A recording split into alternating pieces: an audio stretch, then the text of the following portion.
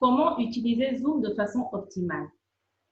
En effet, tout le monde ou presque a entendu parler de Zoom, d'autant plus dans cette période, en cette période particulière où il a fallu assurer la continuité pédagogique et le télétravail. Alors donc, on connaît Zoom parce qu'on a été invité à une réunion en ligne dans le cadre professionnel ou privé, parce qu'on a vu son enfant faire des cours en ligne par ce canal, parce qu'on a participé à une formation en ligne ou alors on a donné des cours en ligne avec cet outil. Mais est-ce qu'on utilise vraiment Zoom de façon optimale? Quelles sont les astuces à connaître pour en faire un outil didactique efficace?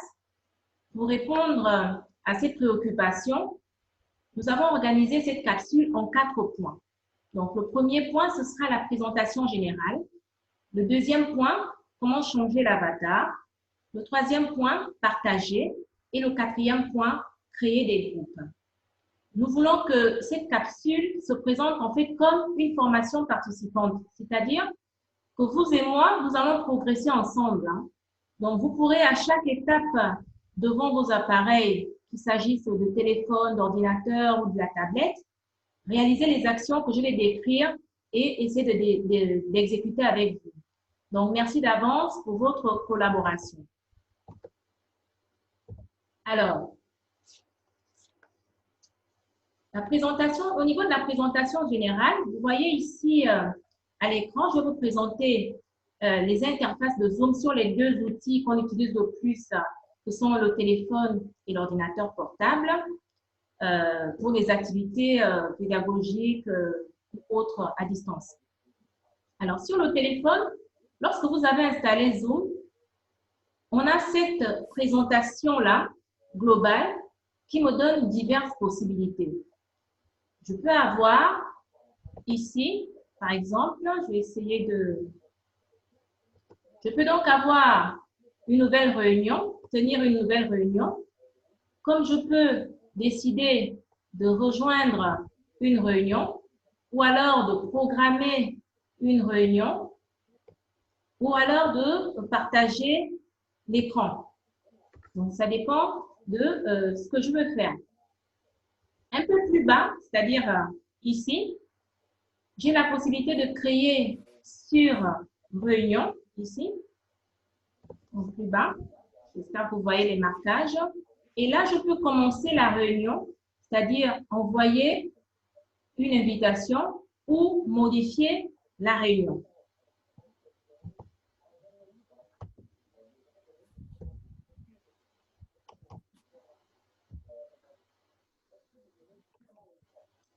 Alors, on va donc commencer par paramétrer son compte. Nous allons voir comment paramétrer son compte. Donc, il faut cliquer sur l'icône paramètres. Donc, je reviens juste ici. Vous voyez, c'est cette icône qui est ici, là. Donc, icône paramètres. Vous cliquez dessus. Et quand vous cliquez sur l'icône paramètres, vous avez la possibilité de paramétrer les contacts, la réunion ou bien le chat. Donc, j'ai prévu une petite image ici. Donc, sur cette image-là, vous voyez par exemple ici, attendez que je puisse annoter pour que vous vous retrouviez. Donc, toute cette icône-là, toute cette image-là, donc ici, si je clique ici quand je suis dans paramétrer, vous avez donc au niveau des contacts, vous avez la possibilité de stocker des contacts téléphoniques ou de faire la demande de contact. Maintenant, si je clique sur réunion, on va paramétrer les options de la réunion, telles que l'audio, la vidéo, le mode d'entrée des participants, l'horloge et même les réactions. Vous voyez ici, là, c'est très important. Tout ça, c'est très important. C'est ce qui fait que lorsque vous venez, par exemple, dans une réunion, vous allez chercher le micro parce que vous n'avez pas activé au départ, vous n'avez pas...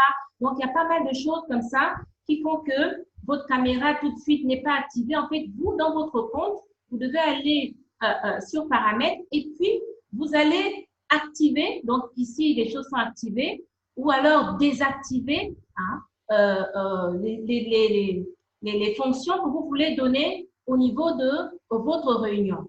L'horloge, ça vous permet, par exemple, de voir le temps que vous mettez si vous devez présenter, c'est vous qui devez présenter une réunion.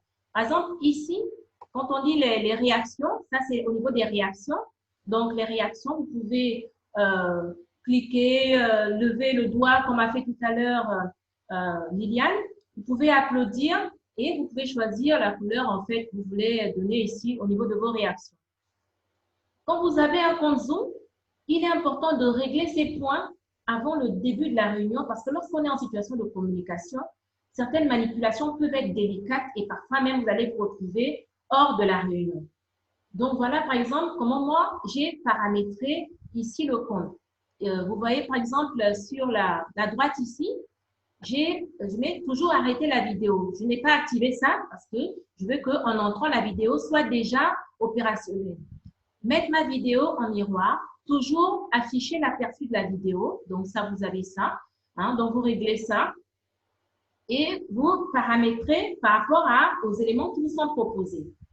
Alors, si vous sortez de là et que finalement, ce n'est pas au niveau des contacts ou bien au niveau de la réunion, tout a déjà été paramétré, et que vous cliquez maintenant sur le chat, parce qu'on avait contact, réunion et le chat. Le chat, c'est sur vos machines, c'est écrit chat ou alors c'est écrit converser ou c'est écrit clavardage. Ça dépend. Clavardage, c'est beaucoup plus au niveau du Canada. Vous activez ou désactivez le mode de réception de vos notifications. Donc, c'est ici que vous allez retrouver ça dans le chat. Voici un peu les images. En fait, j'ai fait un collage de l'interface quand on clique sur l'un des éléments. Donc, est-ce que vous voulez commencer au premier message non lu? Est-ce que vous voulez commencer au message le plus récent? Est-ce que vous voulez afficher l'aperçu des messages?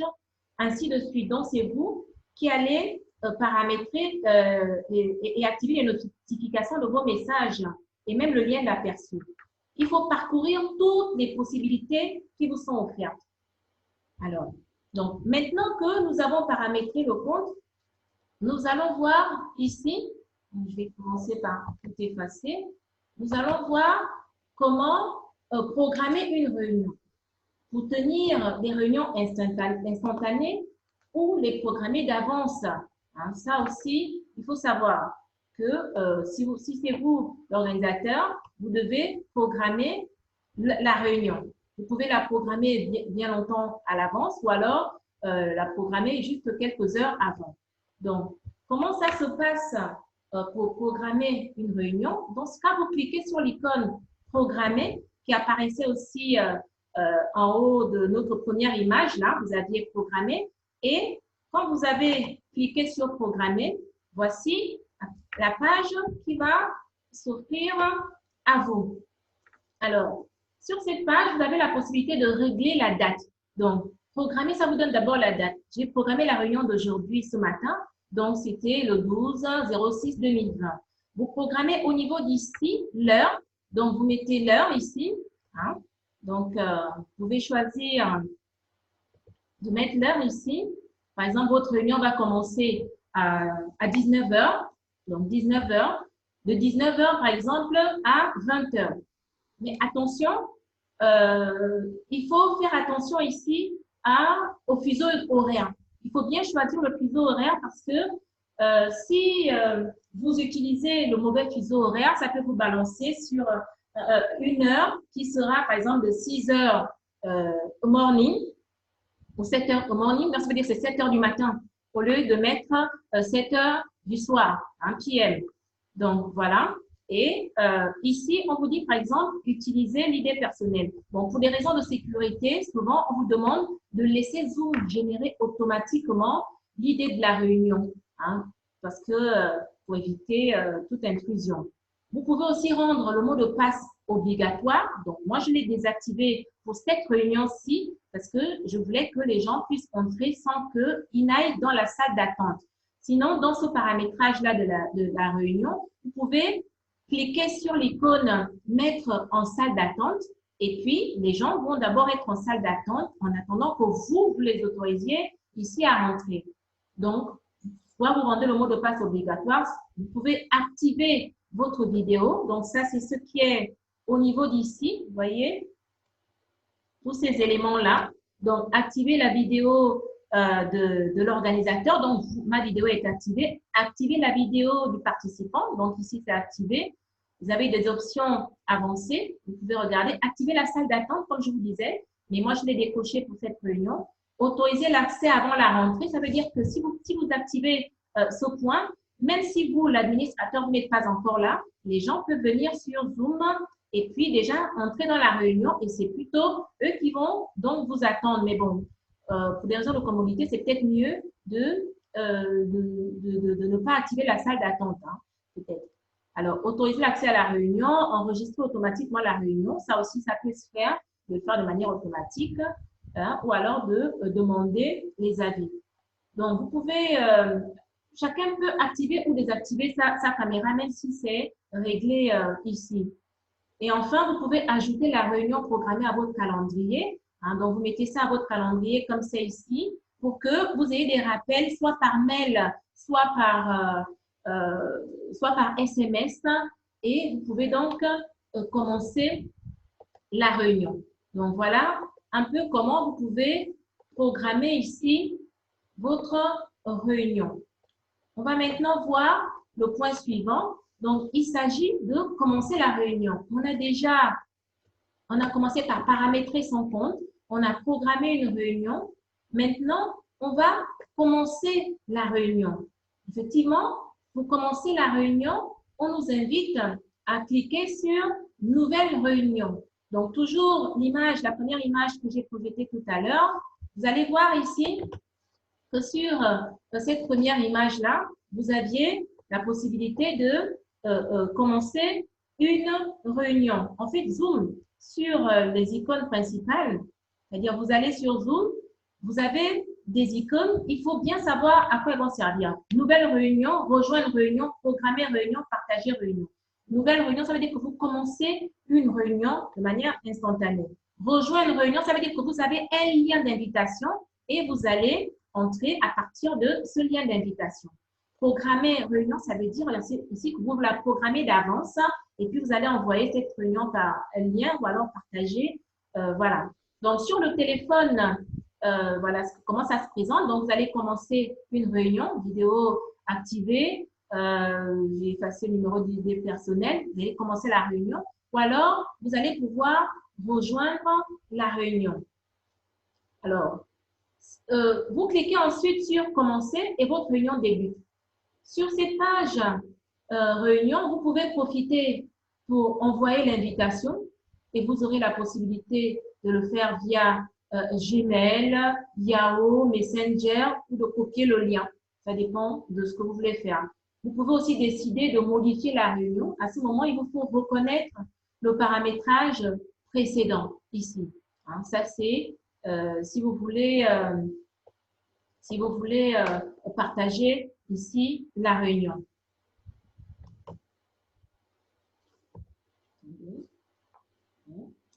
Donc, à ce moment, si vous décidez, par exemple, de modifier la réunion, il faut revoir le paramétrage qui a été fait. Parce que vous pouvez modifier la réunion, vous vous rendez compte que finalement, vous ne voulez pas tenir la réunion à telle heure, et puis vous décidez de la modifier, ou alors vous voulez simplement la supprimer. Ça aussi, c'est possible. Donc, lorsqu'on est sur un ordinateur, ça peut se présenter autrement. Alors, sur l'ordinateur, voici l'interface que vous avez. Donc, ici, par exemple, vous allez avoir le micro. Donc, tout en bas, vous avez le micro. Après, vous pouvez démarrer ou pas la vidéo. Vous avez les aspects sécuritaires. Vous pouvez voir la liste des participants. Donc, en cliquant sur participants, vous voyez la liste des participants et vous voyez si les micros et caméras des participants sont activés. À chaque fois, vous pouvez faire la demande aux participants, par exemple, d'activer leur caméra ou leur vidéo, par exemple. Oui, pour celui qui demande s'il faut activer le son, non, n'activez pas encore le son justement parce que on veut éviter les bruits de fond. Vous aurez la possibilité d'activer tout à l'heure. Donc, voilà, et ça se passe sur ce format-là quand vous êtes sur l'ordinateur. Alors, ce que vous voyez aussi, vous pouvez converser, on l'a fait un peu tout à l'heure à travers le chat, beaucoup ont déjà la maîtrise du chat. Ce qui est intéressant aussi dans converser, c'est que lorsque vous cliquez sur converser, vous pouvez non seulement échanger entre vous en mode public ou en mode privé, et vous pouvez même envoyer des liens, des documents ici à travers l'icône converser. Sur le portable, vous pouvez partager l'écran à partir de l'icône directement, mais il y a aussi un paramétrage à faire, on le verra tout à l'heure. Vous pouvez donc diviser la classe en groupes, on verra ça aussi, et réagir. Hein. Et quand vous avez une option pro, il est possible de faire un enregistrement, c'est-à-dire faire une réunion qui est en direct sur YouTube. Ça peut être sur YouTube, ça peut être sur Facebook, ça peut aussi être sur un autre canal. Hein. Donc, c'est à vous de choisir ou d'introduire les liens que vous voulez voir ici pour mettre ça en ligne. Alors, nous allons maintenant voir ensemble comment on peut changer l'avatar. Donc, pour changer l'avatar, c'est quoi en fait? L'avatar, c'est votre photo de profil là, que vous avez sur votre écran Zoom. Parfois, c'est tout gris parce que vous n'avez pas encore mis quelque chose. Alors, pour changer l'avatar, donc l'image de profil, on procède comme ça. Donc, vous allez dans Paramètres. Sur le téléphone, vous avez, dès que vous ouvrez Zoom, c'est marqué Paramètres. Donc, vous allez sur Paramètres, Photo de profil, changer la photo. Donc, à partir de changer la photo ici, vous pouvez soit prendre la photo à partir de la webcam de votre ordinateur ou votre téléphone, ou alors vous changez la photo. Hein, ce processus-là, c'est beaucoup plus simple sur, par exemple, le téléphone. Charger, en fait, c'est charger la photo. Donc, ça veut dire que vous allez en cliquant là-dessus, ça vous donne la possibilité d'aller prendre la photo dans vos documents. Donc, voilà un peu comment vous pouvez faire pour modifier votre photo de profil. Il se peut qu'on vous demande aussi de vous connecter d'abord, hein, si vous voulez le faire à partir de votre ordinateur. Parce qu'à partir de votre ordinateur, ça peut être très simple. Ça peut se faire de manière très simple. C'est-à-dire que vous venez, je vais noter pour que vous y voyez un peu plus clair. Alors, vous venez ici, donc sur votre ordinateur, vous cliquez sur Participants. Hein, Participants. Donc, en cliquant ici, cliquez sur Participants. Après, vous avez votre nom qui va apparaître. Donc, votre nom apparaît dans la liste des participants. Vous mettez le curseur dessus. Puis, vous allez voir apparaître, vous allez avoir la possibilité de renommer. Donc, de vous renommer, par exemple, si vous avez pris un pseudo, vous avez la possibilité de changer le pseudo ou alors de modifier directement votre photo de profil. Donc, vous pouvez le faire là. Vous cliquez sur Participants. Votre nom va apparaître dans la liste des participants. Vous mettez le curseur sur votre nom à vous. Puis, vous allez voir apparaître la possibilité soit de renommer ou alors soit de modifier la photo de profil. En cliquant sur Modifier votre photo de profil, vous allez pouvoir changer directement la photo de profil. Puisque nous sommes sur l'avatar, je peux vous montrer aussi comment changer l'arrière-plan visuel. L'arrière-plan visuel. Tout à l'heure, quand on a commencé, j'avais la photo du pont de Brooklyn tranquille derrière moi. Vous pouvez choisir de mettre, donc c'est une image d'arrière-plan. Donc, vous pouvez choisir d'avoir autre chose comme image d'arrière-plan. Et là, donc, vous cliquez pour le faire, vous allez sur caméra, donc c'est ici. Alors, vous voyez que c'est cette partie-là. C'est, voilà. Au niveau d'ici, donc vous avez comme une petite fléchette, vous cliquez sur cette fléchette et vous devez choisir la fléchette de caméra. Et il faut choisir un arrière-plan visuel. Donc, soit vous prenez l'une des suggestions de Zoom, hein, parce que Zoom vous fait déjà des suggestions, soit vous téléchargez une image en cliquant sur le plus. Donc, vous avez la possibilité de voir sur le plus ici. Donc, voilà comment vous pouvez faire pour changer votre avatar. Donc, nous allons maintenant avancer et voir, excusez-moi, nous allons avancer ici et voir comment utiliser la fonction partager. Comment partager? Donc, sur cette image, celle-là, nous avons le partage à partir du téléphone à gauche et le partage à partir de l'ordinateur à droite. Donc, sur le téléphone, voilà, le temps que ça charge. Donc, normalement, sur le téléphone, tout en bas ici, on y arrive, vous avez l'icône qui vous permet de partager. Alors, vous pouvez donc partager, soit vous partagez ici le tableau blanc interactif là qu'on utilise en classe pour faire pas mal de choses.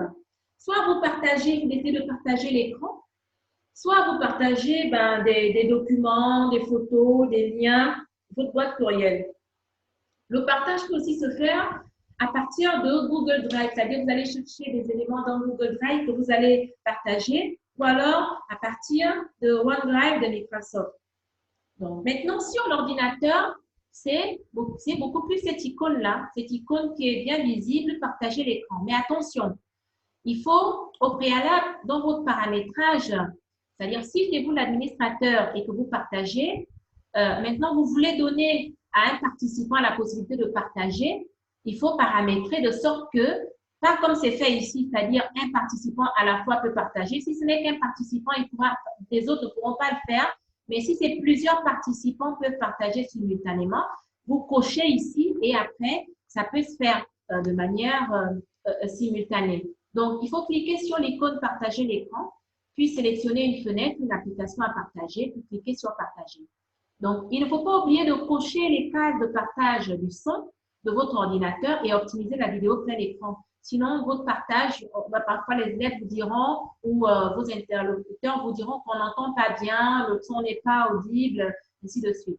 Donc, sur votre téléphone, on peut vous demander aussi, quand vous faites le partage à partir d'ici, on peut vous demander d'entrer l'idée de la réunion. Hein. Souvent, après le lien, il y a l'idée de la réunion. Il suffit de copier-coller, vous le mettez et vous allez activer le partage. Donc, quel que soit l'appareil, c'est votre paramétrage qui facilitera ou pas le partage. Donc, nous arrivons maintenant au point 4. Je pense que avant le point 4, j'avais une image à vous montrer sur le partage d'écran qui allait mieux illustrer un peu tout cela. Oui, voilà, c'est quand vous partagez à partir du téléphone. Donc, on va vous demander ici de rentrer l'idée de la réunion. Donc, voilà, c'est ce que je voulais vous montrer en plus. Alors, maintenant, nous allons arriver au point 4. Notre point 4, c'est créer des groupes. Alors, ça, c'est vraiment très intéressant et souvent, on veut, quand on est dans une salle de classe, par exemple, et qu'on a des activités, on veut créer des groupes, on veut amener les étudiants, les participants à une réunion, à peut-être faire des activités dans des groupes de façon en cercle, quoi, de façon à travailler ensemble. Alors, il faut au moins d'abord sur Zoom, il faut qu'il y ait au moins 2 personnes pour créer des groupes. Et au préalable, il faut paramétrer son compte. Ça, c'est encore important parce que si vous n'avez pas paramétré Zoom correctement, vous n'allez pas voir apparaître sur votre barre des tâches l'icône qui vous permet de diviser en petits groupes. Alors, pour le faire, il faut aller sur votre compte. Vous allez sur votre compte personnel, comme c'est ici. Donc, vous venez ici, compte personnel, voilà. Et après, vous venez sur les paramètres. Donc, venez ici sur les paramètres et à partir de paramètres, maintenant, il faut dérouler. Il faut vraiment dérouler pratiquement jusqu'à la fin. Parce que si vous vous arrêtez à paramètres, c'est long. Hein? Vous allez penser que vous n'allez pas voir tout de suite comment programmer les salles, mais c'est vers la fin que vous avez une rubrique qui est écrite réunion avancée. Donc, vous arrivez donc à réunion avancée et quand vous arrivez à réunion avancée, donc comme c'est sur l'image ici, vous voyez, réunion avancée, donc il faut cliquer sur salle de petits groupes. Vous activez ça. Vous activez salle de petits groupes et vous autorisez l'autre à désigner des participants aux salles de discussion lors de la planification, lors de la discussion plutôt. Alors, par contre, il ne faut pas activer la rubrique qui vient après, c'est la rubrique le soutien à distance. Parce que si vous activez autoriser l'autre à désigner, que vous activez le soutien à distance, en fait, c'est comme si ça annulait la formation de salles de petits groupes. Donc, du coup, vous n'allez pas voir apparaître sur votre barre des tâches divisé en petits groupes et vous allez avoir l'impression que votre ordinateur ne fonctionne pas bien ou bien que votre Zoom ne fonctionne pas bien. Non. Donc, il ne faut pas activer ces soutiens à distance car ça annule les options précédentes.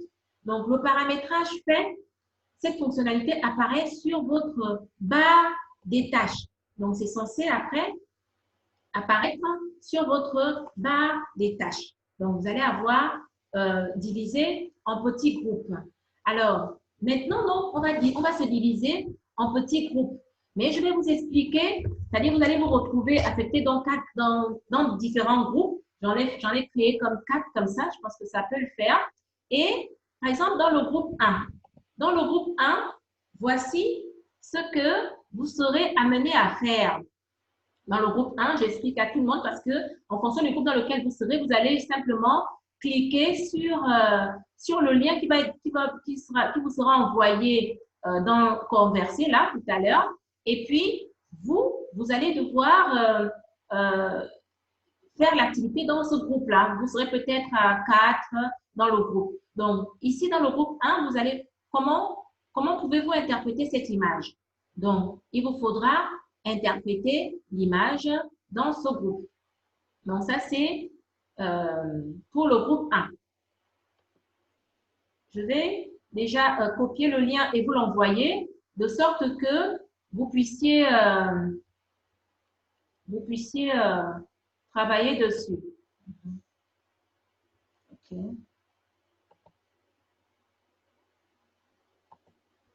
Voilà, donc je ferme et je reviens chez vous. Je vais vous envoyer le lien, comme ça vous l'avez déjà pour ceux qui seront dans ce groupe. Donc ce sera bien facile, vous cliquez sur le lien et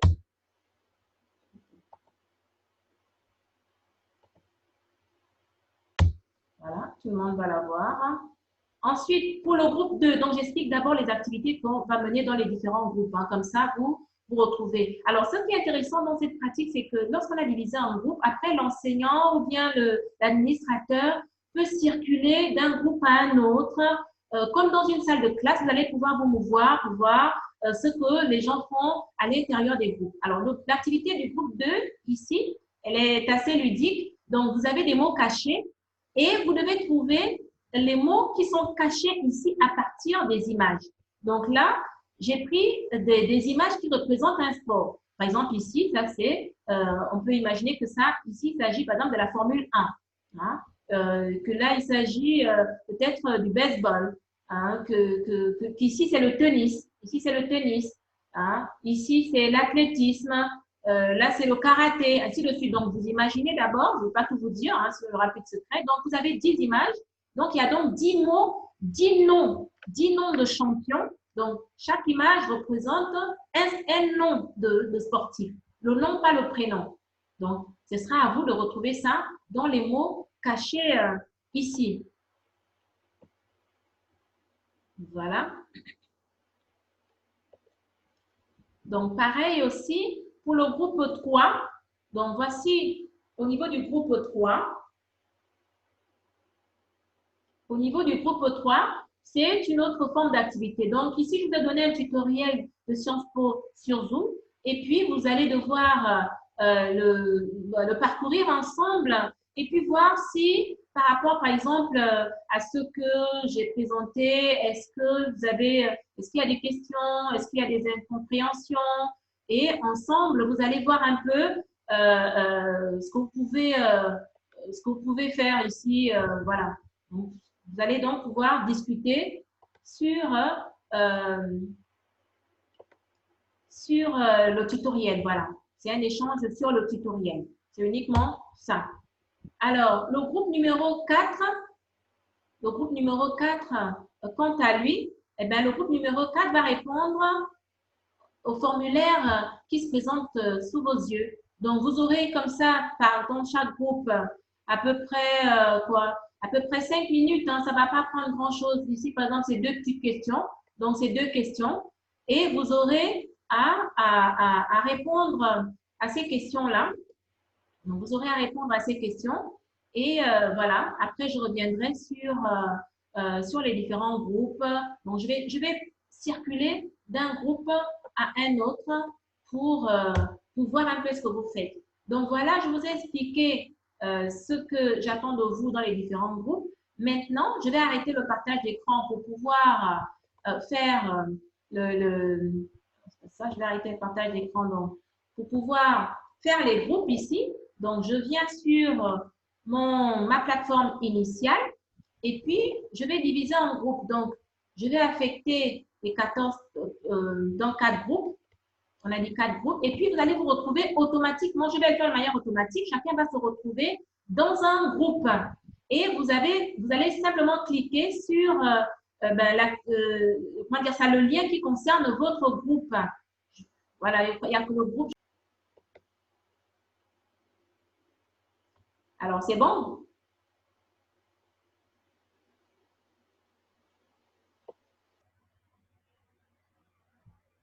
Alors, il y a pour voir un peu comment il fonctionne. En fait, c'est un peu ça l'avantage de la division en groupe ici. C'est que tu peux circuler comme dans une salle de classe, tu vois, et puis voir ce que les participants font dans les différents groupes de manière respective. Ouais, c'est génial. C'est très intéressant, franchement. Bon, après, peut-être que j'ai oublié de préciser qu'il fallait, quand je donnais les liens, qu'il fallait cliquer déjà sur ces liens-là pour que vous les ayez avec vous. Parce que je crois qu'il y a beaucoup. On était très mauvais élèves, excuse-nous Mireille, on était en train de discuter. Très mauvais élèves. D'accord, d'accord. Bon, en tout cas, c'était un peu ça. Je pense que tout le monde a vu un peu le principe de la division en groupe. Je vais maintenant revenir sur toutes les salles et puis je crois que j'ai fait le tour de toutes les salles. Et puis, arrêter toutes les séances.